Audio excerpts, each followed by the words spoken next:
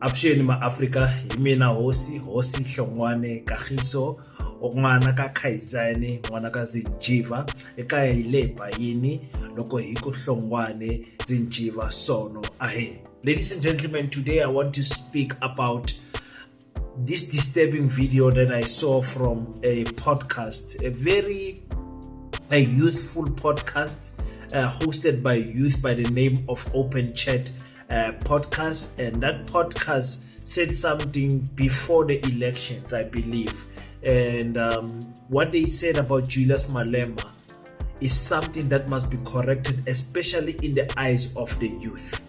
Misinformation about the EFF or misinformation about people being pro-African is something that we must not let slide in the political space, because it has a lasting damage that sometimes cannot be repaired.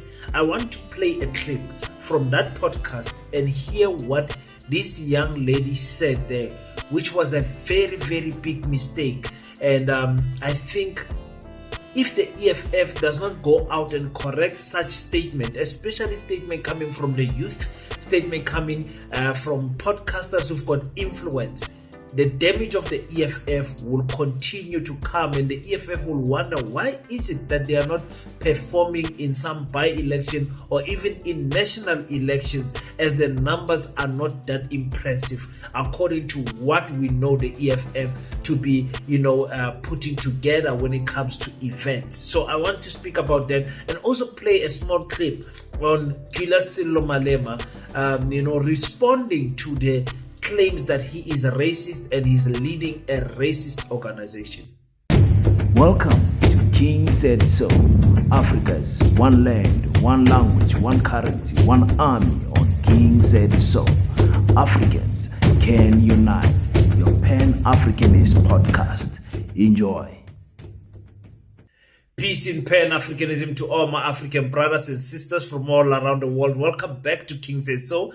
I am your host, Kagiso Hlongwane Zinjiva Ngwane Sono, and we're back at it again with another one. And this time around, I just want to touch quickly a clip that I just saw resurfacing right now on X, and I was like, no man, this clip, I really need to make a video about it. Before we do that, ladies and gentlemen, we are very serious about building the Pan-Africanist School of Economics, Technology and Agriculture. All we need is support from you guys. We need you guys to support us. We need you guys to put your hands together with us and make your monthly contributions of 50 Rand.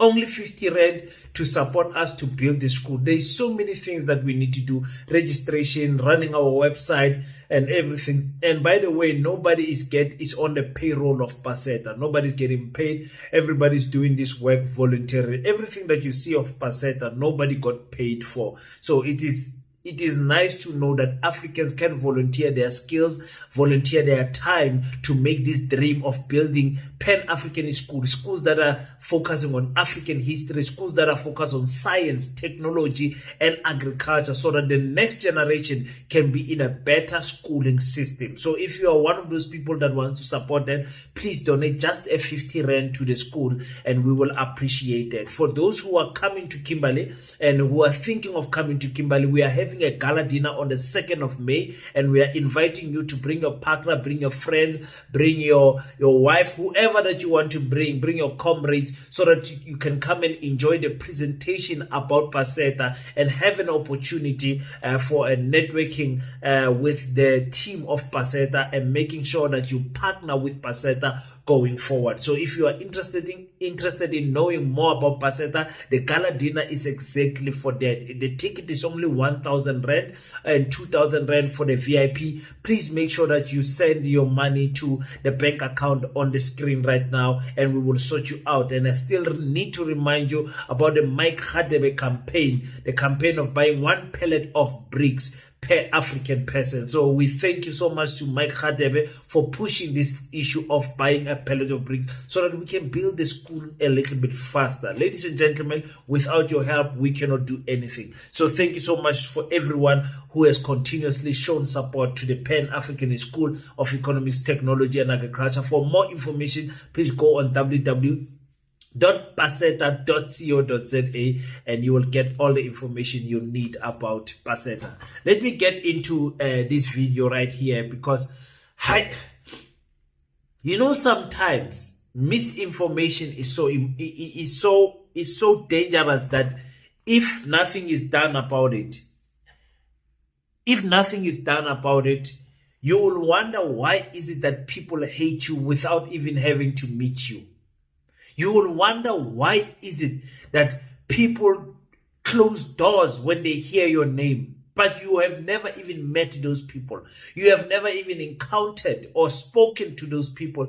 They just hate you because of what other people said. It's very dangerous misinformation. I mean, we see it right now in clear display when it comes to this issue of America versus South Africa. There's misinformation of AfriForum, the misinformation of the Democratic Alliance, the misinformation of everyone that is pushing to say South Africa is in such a crisis and there's a genocide of white people, white farmers in South Africa that need saving, and they need to go out of South Africa and go and find heaven somewhere, a safe heaven somewhere in America. That misinformation makes black people to put white people under one category, the AfriForum category, and it is wrong. Not all white people are in that category of AfriForum. Not many of them,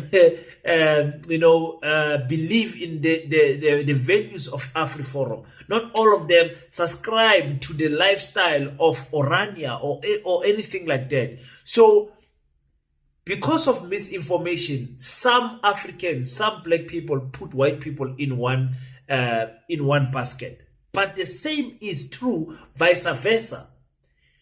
One person says something about the EFF, and white people view black people as EFF members. All of us, they put all of us under one basket. Jacob Zuma, excuse me, my sinuses are bad today. Jacob Zuma does something. It's like all black people are stupid. All black people cannot lead. Look at what the ANC has done. All black people are incompetent. All of those things are happening because of misinformation or people telling half truths. Now, there is this podcast. Hey, guys. This is a big podcast. This Open Chat podcast. It's a big podcast. I did not know about them, but they've been passing on my screen, So I can't name those people in that podcast. That's what I'm trying to say when I say I don't know. I don't follow their podcast, but I've seen it because of the numbers that they do. They do fantastic numbers. I've seen only shots of their videos, and because of those shots, I don't watch the full content because I see it's always about the babes, about alcohol, about going out, and the things that youth talk about right now is what these two ladies and two young gentlemen are speaking about. It looks entertaining from far. I thought actually this was a breakaway podcast from Abu McG, but I'm with a small little of research, I can see they are a standalone podcast, and they've been there I think for 4 years, if not more, building their platform. It's a platform that has over 270,000 subscribers. This is big. So this is the only reason why I'm addressing this issue, because the influence and the reach that they have, it is as such that you cannot ignore it. You cannot ignore it, because if they continue with the misinformation and we don't enlighten them or correct them, parties will suffer because of podcasts like this. So let's listen to this disturbing message quickly, and I'll come back with more commentary. Was all child together. Oh wait, actually, I don't think it's against now that. that's actually on that. Did you hear that? Apparently, Barry should EFF win the elections next year, Which they won't, guys. To be honest, I'm listen, sorry. You want to bet? Listen. Should EFF actually win, DA is gonna take Cape Town and actually make it like a country on itself, like by its own. Like actually have like ownership for it. Then you need a Why? visa to Yeah, get now inside. you need a passport to actually go there. But why would they make such a deal? Why would they make such a... That's not a secret. Malema wants like all the white people to be gone out of South Africa. You all know that. Oh, But bro, no, that but would we be need crazy them. We because need them, they though. we will do need them. struggle, bro. But at Gonna the same be time though, him. This side. Ladies and gentlemen, That is dangerous misinformation right there. That is dangerous misinformation. I believe this clip is resurfacing, and I hope it's an old clip. I hope it's 2024 clip before the elections, and this girl was talking about if the EFF wins the elections, the DA would want to take this route of Cape Town, and she's saying Cape Town. She does not say Cape Independence. We know the movement is for the whole of the Cape to be a country on its own, not just Cape Town. So that's another misinformation that is happening there. She's wrong on both accounts, and I'm not going to blame her. I think also she's a victim of misinformation from social media and whatever is happening. But we see it right now. Cape Independence is also wanting to go to the US with Phil Creed, who's not even a South African citizen. He wants to go and try to make Western Cape its own country. So we need to correct that information. And she says, if the EFF wins the next elections, and the other girl says, which they won't, guys, I'm sorry. That statement for me, as much as she's truthful in it, it bothers me when it comes from a youth. Because you will see with the clip I'm going to play next, the EFF prides itself that it's a youthful a party that attracts youth. And for her to dismiss the EFF potentially winning, it's so easy. She's still talking. The other one says, no, but the EFF won't win, guys. Sorry, which would happen? Yeah, for me, it was interesting to hear. And that other girl says, listen, I'm sorry, guys, I don't know their names. They will forgive me. The queens, they will forgive me. I don't know their names. The other one says, Anger Malema obatla goba Kuba. Meaning Julius Malema wants to chase them, all of them. And then she says, it's not a secret. Guys, listen to the words. She says, okay, let's listen one more time to that clip. It's all child together. Oh wait, actually, I don't think it's against now that. that you're actually on that, did you hear that apparently Barry should EFF win the elections next year? Which they won't, guys, to be honest. I'm sorry. You want to bet? Listen. Should EFF actually win, DA is gonna take Cape Town and actually make it like a country on itself, like by its own. Like actually have like ownership for it. Then you need a Why? visa to get Yeah, inside. now you need a passport to actually go there. But why would they make such a deal? Why would they make such a... That's not a secret. Malema wants like all the white people to be gone out of South Africa. You all know that. But bro, No, that but would we be need crazy them. We because need them, they though. We will do need them. struggle, bro. But at the same time though, This side. So she says, Malema obatla goba Kuba. It's not a secret. It's not a secret. So it's public knowledge. Buti umalema ufuna labantu bahambe bonke. And then she says, Malema wants all the white people to go. We all know that. Like I said, if it was a DA member saying this, a patriotic member saying this, a racist white person saying this, it's okay because that's what they want to believe. But that's not a true reflection of what the EFF stands for. And it's coming from a young person. It's coming from the young person. The EFF needs to infiltrate this space even more. The EFF needs to infiltrate this space of podcasting even more. The EFF Youth League needs to have a podcast on its own. That main podcast of the EFF is not really speaking to the younger generation of the EFF, the student command. That's my opinion. That podcast of the EFF is more. It's slowly becoming more for intellectuals. Slowly. It started fine in the beginning, but slowly it's like when they drop an episode, it's like do you even want to? If you are not an EFF supporter, it's like it's a drag to go and watch it. But they need to get more youthful blood in that podcast from the EFF. interviews with students and whatever, make that podcast even more better than what it is. Now, I want us to listen to Julius Malema. I'll come back to the statements of this young lady. Let's listen to Julius Malema when he was speaking to the leadership of the EFF, all of them gathering in one room. And this was just after the election. Just hear what Julius Malema said to them. Colored person, I don't mean one. When I say white person, I don't mean one. When I say Indian, I don't mean one. There can be more.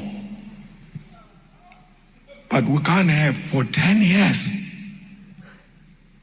in parliament without a single white person. And we are being accused that we hate white people. We don't hate white people. We hate racism. We don't have Indian.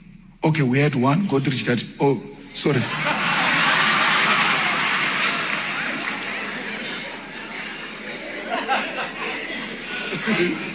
So, at least on coloreds, we've been doing well a little bit. We can do more. So let our list be a reflection of us as a country, because the EFF is a reflection of our country. We need 40% of that youth in parliament, because we are not an old age home. We are the organization of young people, because we represent the future. When you send people to parliament, you forget them. But when you call rallies, you want them. When you call volunteers, you want them. When you want someone to put up posters, you want them. But when it's time to go to parliament, you forget the youth. So we have legislated that DP, 40% must be the youth. 50% is women. It's non-negotiable, that one. Okay, so we hear what Julius Malema is saying. Julius Malema, after the criticism that he has continuously received from the public, from mainstream media, that EFF is a racist party, does not accommodate white people, does not accommodate colored people, does not accommodate Indians. I think that diversity is something that the EFF has always tried to reach out to achieve. You know, that's why he said they brought in Abokal, Nihals, you know, to get more white people to vote for them. At the time when he was doing this clip, I was saying the EFF must not try to be a reflection of what South Africa is like. You know, 8% white people, 8% colored people, 70% black people, all those things. I was in the opinion that the EFF must be an honest reflection of what its voters are. The leadership of the EFF must be the reflection of who voted for them. Because it is only us black people that want to accommodate other people so that we don't look like racists. In Freedom Front Plus, they don't care about your opinion as a black person. It does not matter. It's the same with Orania, the same with AfriForum, the same with... They don't care. If you are a black person and you are supporting, there isn't going to be a black person in the leadership role there. You understand? Tina Bantu Bamnyama, and Julius has said also that he is also a victim of this. We always want like white people to approve us before we think something is good. You know, we are always looking for compassion or something from them just to approve that is good. And this is the reason why Abu Julius, they are bending over these pressures of saying, let's get some white people here so that people don't look at us as racist. There is nothing about the constitution of the EFF that suggests that they are racist. Historical redress needs to be there. It's something that you must not shy away from as an African leader. You know, yes, they can be colored people. Yes, they can be white people. Yes, they can be Indian people. Good. But they must believe in this document that we are having in front of us. The same goes with the MK. The MK must not turn in the future and say, no, you know what, guys, let's get more white leaders in. And no, who's voting for you? Who's voting for you? That's the question. You can't force a race to believe in you so that other races must not see you as a racist. I'm not sure what tolerate or nizongthola later. Yeah, abanye bethu nizongthola later kulungile. But yeah, that's the sad thing about all of what Julius was saying there. For me, it was like we as black people who are trying so hard with even a paseta so that we don't look racist. Let's get white teachers also in. Let security also be white. Let's try, man. Let's try so that we don't look bad. No, we must not bend to any pressure. We must not bend to any pressure. The people who believe in us, who believe in our vision, are the people that we're going to run with. Full stop. And we are not going to name those people according to color. We are saying the people who believe in what we are doing, and people who understand that we are historically disadvantaged as a people, are the people we're going to run with. Do you guys understand what I'm trying to say? So again, let me go back to that little queen that was speaking in the podcast. Information is very key, my queen. What you said there about Julius Malema, number one, it's wrong. What you said about the DA also is wrong. The DA does not want to turn Cape Town into a own country. The DA was looking to support this thing of Cape independence because the DA knows that nationally they cannot compete with the ANC, and the DA is no longer going to be. This last election in 2024 is the last time the DA would win Western Cape, because right now they are sitting at 52-53%. They are no longer going to win the Western Cape. They are no longer the dominant party. Now we are seeing even but the MK political party winning one ward there, making a historical move there, winning a ward by a large number, a big number, thousands of people voting for the MK political party. So yeah, you guys tell me what you think on the comment section. That's what I wanted to say about this video. I heard it and I'm like, I know people, this is how people view Julius Malema. Even when people speak about open borders and whatever, shoot the Boer, that song, you guys know it. A song that I personally don't condone, by the way. I think we have other tools to show these people just how much damage they did to us I know the courts cleared us, we can sing that song and everything, but I think we can there's many other tactics to attack and voice out our historical pains to these people. But anyway, that's a topic for another day. I don't want to get into a debate for that, but I was just pointing out Julius Malema is viewed in a certain way in the eyes of the public, and the EFF podcast needs to shift into more useful content so that they can change this view. I honestly think that they should do that, and that goes for all the political parties, by the way. It's not only the EFF, the MK. They must not think that the youth are gonna fall automatically. They need a youth movement in the digital age, in podcasting and all of those things, where they can grab attention of the young people every day. The same goes with the ANC. The same goes with all the other political parties. Like I said, thank you so much, guys, for tuning in. Until we meet again, don't forget to pray. But after you pray, stand up, African child. Do your best so that God can do the rest. Peace in Pan-Africanism. I salute you.